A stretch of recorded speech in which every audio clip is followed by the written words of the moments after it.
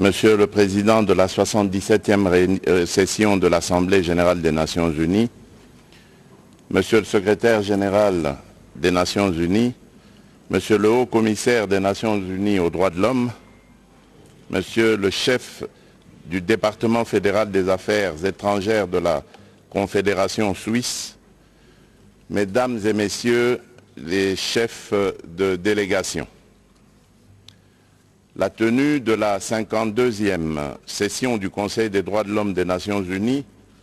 m'offre l'opportunité de m'exprimer du haut de cette tribune sur la situation des droits de l'homme et des libertés fondamentales en République démocratique du Congo, des priorités retenues en la matière par mon gouvernement, des avancées enregistrées à ce stade, ainsi que des défis majeurs auxquels nous sommes confrontés comme nation, décidés à vivre dans la modernité et à contribuer au progrès de la civilisation de l'universel. À ce sujet, comme vous le savez, la République démocratique du Congo est secouée depuis 1994, année du génocide rwando-rwandais de triste mémoire, par des violences cycliques meurtrières et des pillages de ses ressources naturelles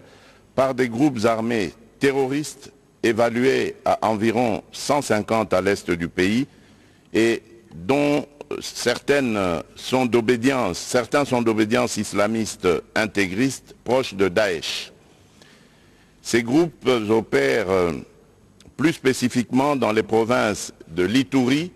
du Maniema, du Nord Kivu et du Tanganyika. Il n'est plus un secret pour personne qu'ils sont entretenus, armés et soutenus par certains États de la région comme le Rwanda et par des milieux financiers étrangers. Ainsi, depuis 30 ans, la République démocratique du Congo est le théâtre d'atrocités humaines les plus abominables. Des violations graves des droits de l'homme, des crimes de guerre et contre l'humanité y sont commis dans l'impunité la plus totale. Mon pays est devenu tristement célèbre en recrutement des enfants soldats et en violences faites à la femme qui ont atteint le paroxysme par les viols systématiques des femmes érigées en armes de guerre. En somme, les crimes de sang et l'immoralité ont été ainsi banalisés en République démocratique du Congo. À ces violences des guerres se sont ajoutées celles des pouvoirs publics par suite des restrictions abusives et des entraves policières à l'exercice des libertés individuelles et collectives, ainsi qu'aux droits de l'homme, notamment par la répression sanglante de manifestations publiques pacifiques,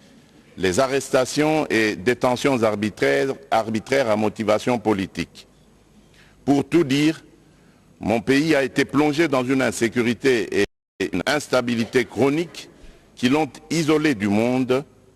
terni son image et compromis la conduite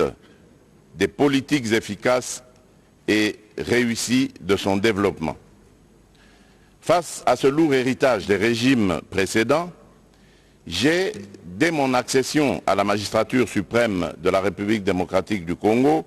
placé la protection et la promotion des droits de l'homme et des libertés fondamentales parmi les priorités de mon mandat et de l'action du gouvernement de la République. À cet effet, j'ai pris les mesures suivantes: la fermeture de tous les lieux de détention illégaux et secrets des services de sécurité et des offices de police judiciaire, la libération de tous les détenus et prisonniers politiques. Il n'y a plus aujourd'hui dans mon pays de Congolais arrêtés, détenus ou emprisonnés pour leurs opinions ou appartenances politiques, à ne pas confondre bien entendu avec des politiciens poursuivis pour infraction de droit commun. La libéralisation des espaces des manifestations publiques, des libertés d'opinion, de pensée et d'information, avec pour objectif plus jamais de manifestations non violentes réprimées, ni de manifestants pacifiques poursuivis et tués, même dans les lieux de culte, comme on a pu le voir en République démocratique du Congo par le passé. Et enfin, le retour au pays sans condition des exilés politiques. Afin de promouvoir la réconciliation nationale, de penser et cicatriser dans la durée les blessures de guerre et autres marques de l'insécurité à l'est de notre pays, le gouvernement de la République s'attelle à la mise en œuvre d'une justice transitionnelle fondée sur l'éclatement de la vérité, la reconnaissance de la faute commise, la garantie de non-répétition ou vetting, la réparation du préjudice causé et le pardon. Pour ce faire, mon gouvernement, avec l'appui technique de certains partenaires, dont le Bureau conjoint des Nations Unies aux droits de l'homme et l'assistance des experts tant nationaux qu'internationaux, a élaboré un avant-projet de loi cadre portant dispositions générales applicables à la justice transitionnelle qui sera soumis au Parlement au courant de la session de mars prochain. Par ailleurs, dans le cadre du processus de paix de Nairobi initié par la Communauté d'Afrique de l'Est et de la mise en œuvre du programme de démobilisation, désarmement, relèvement communautaire et stabilisation, PDDRCS en sigle, j'ai entrepris des consultations avec les groupes armés en vue de leur réintégration dans la vie nationale. Ces consultations sont à leur phase 3 et incluent déjà 56 groupes. Le M23, soutenu par le Rwanda, et le Codeco se sont exclus de ce processus de paix en prenant les armes contre la République démocratique du Congo dont ils se réclament pourtant la citoyenneté. S'agissant des poursuites pour crimes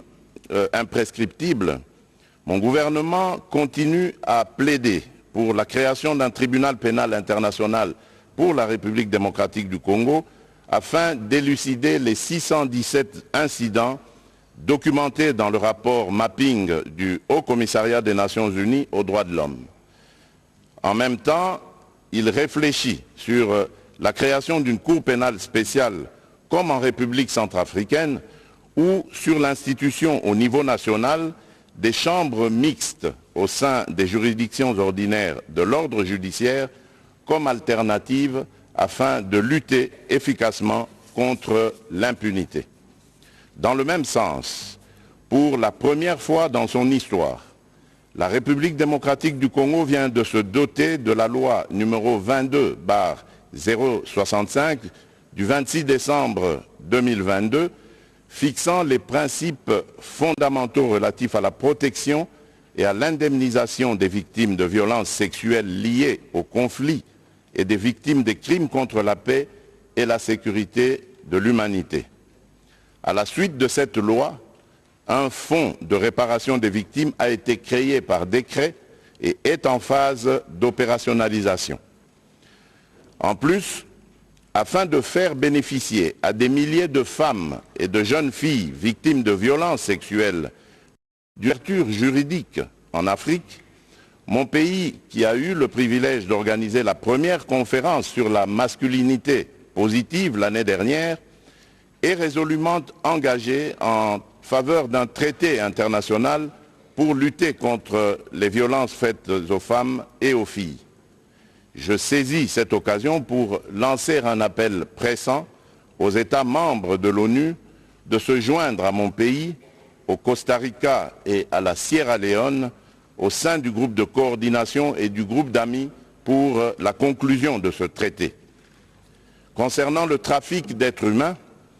j'ai institué un mécanisme en interne chargé d'en faire le suivi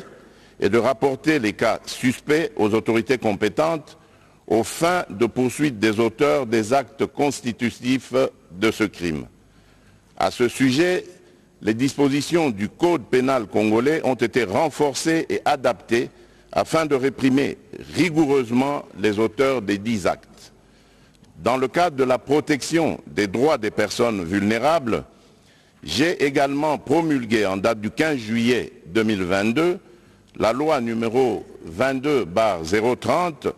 portant protection et promotion des droits des peuples autochtones pygmées en République démocratique du Congo afin de faciliter leur intégration dans la communauté nationale et d'assurer ainsi l'égalité des chances envers cette population. La promulgation de la loi organique numéro 22/003 du 3 mai 2022 portant protection et promotion des droits des personnes vivantes avec handicap répond aussi à cette exigence. Toujours dans le même ordre d'idées, le Parlement examine depuis la dernière session le projet de loi visant la protection des défenseurs des droits de l'homme. Le mandat des membres de la Commission nationale des droits de l'homme a été renouvelé par la signature de l'ordonnance d'investiture de nouveaux élus. Quant aux élections générales prévues pour le 20 décembre prochain, une autre matière qui touche aux libertés fondamentales et aux droits fondamentaux des citoyens, le gouvernement de la République et moi-même attachons le plus grand intérêt et portons une attention soutenue à leur tenue en toute transparence, en toute liberté et sans exclusion basée sur des considérations politiques, tribales ou ethniques. Toutefois, la persistance de la guerre à l'est de notre pays risque d'hypothéquer le processus électoral dont les opérations d'enrôlement sont déjà en cours par suite du déplacement massif des personnes des zones de combat, de l'insécurité et de l'inaccessibilité à ces zones. Il est donc impérieux que la communauté internationale s'implique davantage activement aux côtés de la République démocratique du Congo pour la restauration de la paix et de l'autorité de l'État dans cette partie du territoire national. Monsieur le Président, c'est au moment où toutes les initiatives et actions que je viens d'exposer sont en cours et commencent à porter leurs fruits que les autorités rwandaises ont ressuscité le mouvement terroriste du 23 mars, le M23 en sigle,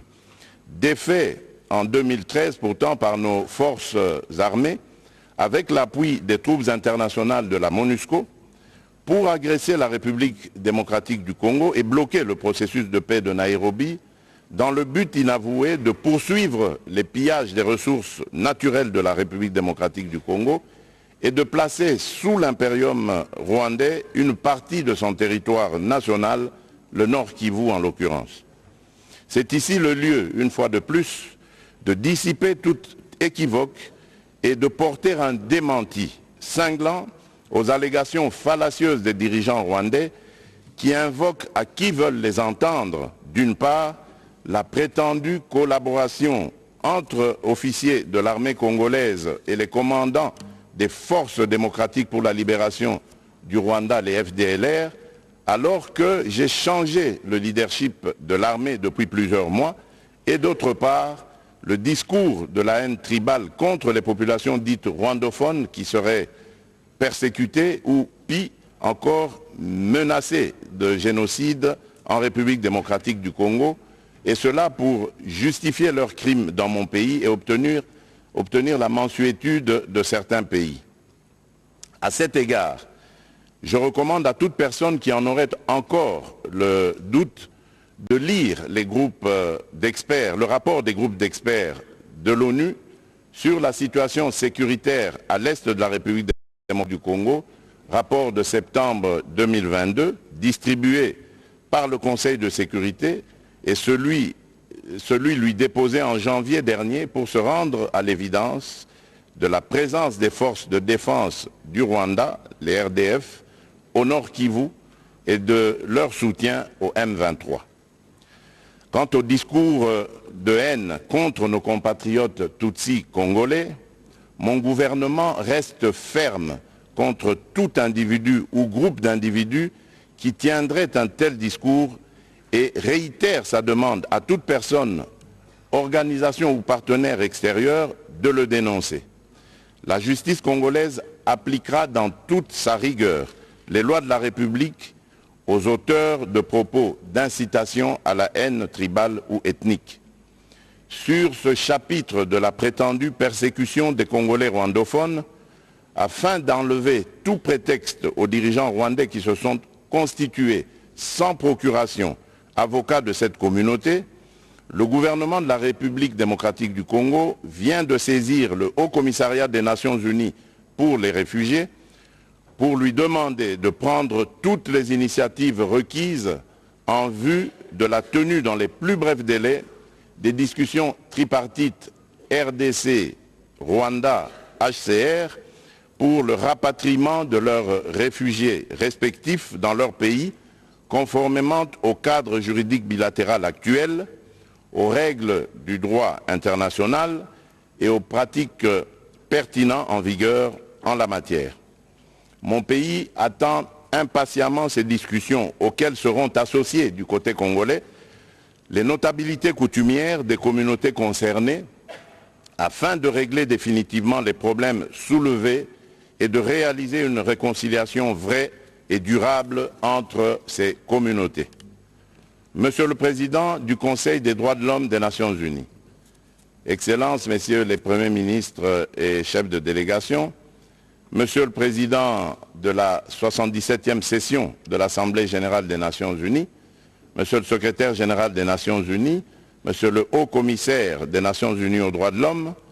Monsieur le chef du département fédéral des affaires étrangères de la Confédération suisse, Mesdames et Messieurs, il n'y a de pire ennemi des droits de l'homme et des libertés fondamentales que la guerre. Il est illusoire de prétendre protéger et promouvoir les droits de l'homme ainsi que les libertés fondamentales dans un contexte de guerre qui exacerbe les tensions internes et affaiblit l'État. C'est pourquoi il est impérieux de mettre fin aux aventures guerrières du Rwanda à l'est de la République démocratique du Congo pour créer les conditions objectives de réalisation des actions en faveur de ces valeurs universelles pour lesquelles, de tous les temps dans le monde, les peuples se sont battus jusqu'au sacrifice suprême. On ne peut pas prétendre défendre l'exercice des droits de l'homme et des libertés fondamentales en République démocratique du Congo tout en laissant progresser l'agression de ce pays par le Rwanda et les massacres de ses populations par des groupes armés terroristes. Il est temps que la communauté internationale, en particulier les Nations Unies, sanctionne les auteurs des crimes et des violations du droit international en République démocratique du Congo et les contraigne davantage à exécuter le plan de paix issu des processus de Nairobi et de Luanda, plan avalisé aussi bien par l'Union africaine que le Conseil de sécurité de l'ONU. Dans le même sens, l'État, à travers son système judiciaire et son administration,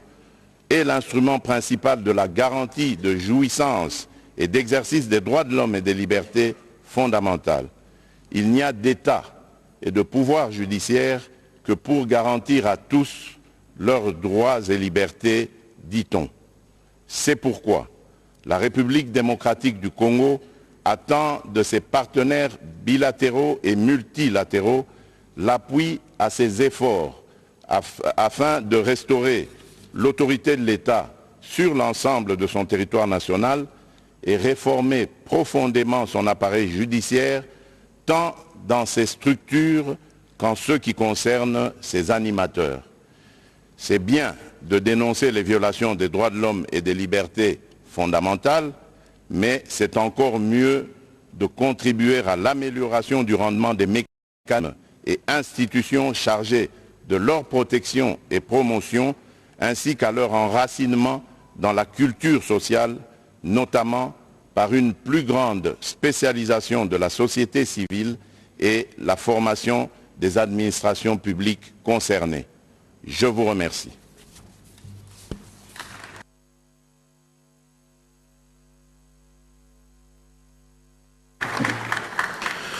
Merci à vous, monsieur.